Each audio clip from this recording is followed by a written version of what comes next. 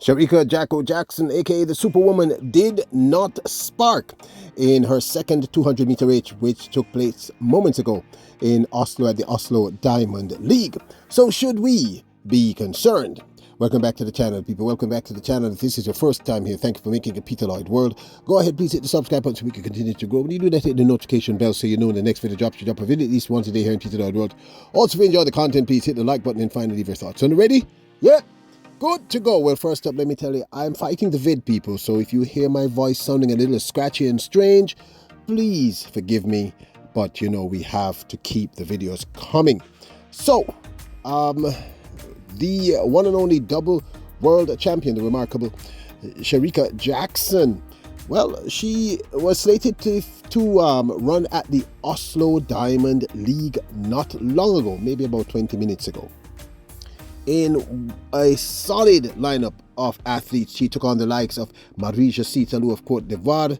She took on cousin Daryl Nita, who has had a great season so far, Jenna Pandini of the United States, and this young lady, Brittany Brown. Now, we last saw Shericka Jackson about a week or two ago at the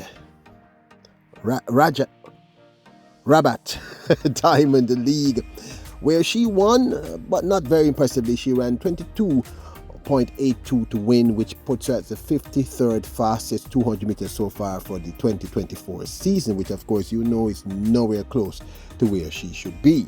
And nicely, a little bit of work to do for Chandler. Kone running one as well. Jackson hasn't got this one yet. Kambunji's still competitive. Kone coming back at it, also going well is Pamizo as well, but Jackson comes through.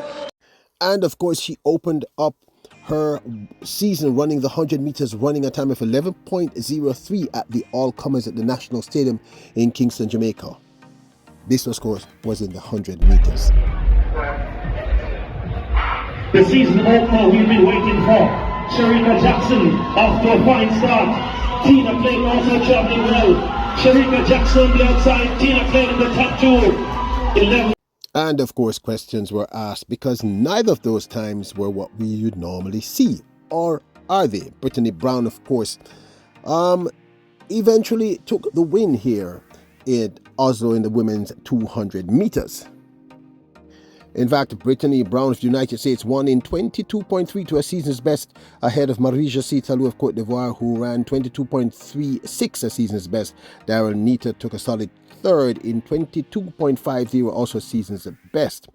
Anavia Battle of the United States came fourth in 22.84, and Shericka Jackson came fifth in 22.97, a very underwhelming performance. As they come into the bend now, Daryl Nita with that 100-meter speed. Jackson struggling. Tallou at 35 years old is running away with this. Coming back strongly is Brown as well. Brown, will she get it on the line? Brown. Now, this, of course, is my 2 cents. Shericka Jackson got an incredible start in that race. Now, should we be concerned? She ran 22.82 in her season opener for the 200 meters, 11.03 in the 100 meters, and she also just ran 22.97, which is slower than she ran 2 weeks ago at Rabat. Should we be concerned? Now, this, of course, again, is my 2 cents. The truth is, if you look back at the history of Shericka Jackson running the 200 meters in the last 2 years, she has really not had any year where she has won every single race. It didn't happen last year, it didn't happen the year before. And looking at what I see happening here, I have a few theories. Now, you can say maybe you're just making excuses because you're Jamaican, you want to see her at her best, etc. But again, first up, let me say, I'm only concerned if this happens, if she starts running these kinds of times at the national championships. That's my first concern. But what I've seen as a pattern is that normally with the 200 meters, this certainly happened in 2022, is that she did not win the first 3 or 4 races, or even 5 races that she ran in 2022. And I don't believe she ran the first 2 or 3 races in 2023. I may be wrong about 2023, but I'm very certain about 2022. Now, I kind of think that what happened is she had an injury issue earlier this year in 2024, and therefore she started her season. They probably, I don't know the inner workings of Camp MVP, but I suspect they decided to let her fully heal And if you look at how she looked last week, she looked a little pudgy, a little overweight, just a tad. And that can make a few pounds can make a difference with an athlete. 1, 2.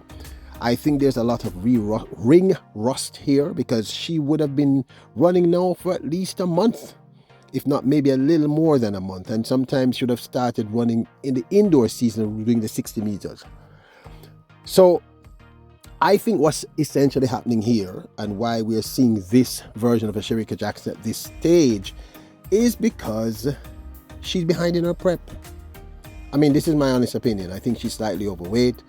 She's not been, running consistently. And go back and look at her 2022 season. You see that I'm right. She wasn't winning all her 200 meters. She had some not so good runs. She was happy. She was okay because what she was doing at different points is she was working at different points of the race. She was working at the transition through the curve. She was working at the start. She was working at the last 10 or 20 meters. She was working at different phases of the race. Now, I'm not quite sure what's happening here, but I kind of have the vibration that she's just way behind in her prep. Now, should we be concerned? Maybe a tad. Now, I know I've said that this is a relatively long season because there's about 6 weeks to the national championships. I think that's enough time. Should she run enough races in between, and I suspect she's going to run a lot more races. Now, she started the race really well. Go back and look. Well, I couldn't show you the first half of the race because of copyright issues. But take my word for it. Her first 30 to 50 meters were solid. They were good. She got out much more aggressively than she did in Rabat. She looked much better. But to me, she looked as if she just ran out of steam, when she came off the curve, and that was it. I still think she's just behind in her prep. There's a little ring rust, and I don't personally feel that there's time to panic. Now, I can understand if some of you are very, very concerned for obvious reasons, but again, trust me, go back and look at her 2022 season. Look at the beginning of her 2023 season. I don't know of any season where she has won every single 200 meters. Not thus far. She's normally, as I said several times, she's working in different phases of the race. So my personal opinion in this instance is that it's not yet time to panic. Am I a little concerned? Yes. Do I think she has enough time to get it together? Yes, I do. But I've said it again ad nauseum. Go back and look at 2022 and 2023. This is kind of normal. What's not normal in this instance is that it's later down. So I think she's just behind in her prep. But this, of course, is my 2 cents. I want to hear your thoughts. I'm sure you're going to give them to me. Do you think that it's time to be concerned? Now, don't forget to hit the subscribe button, hit the notification bell, hit the like. By the way, we have something very, very special coming up very soon. You know what? I should just wait. I'm a little too excited myself about this.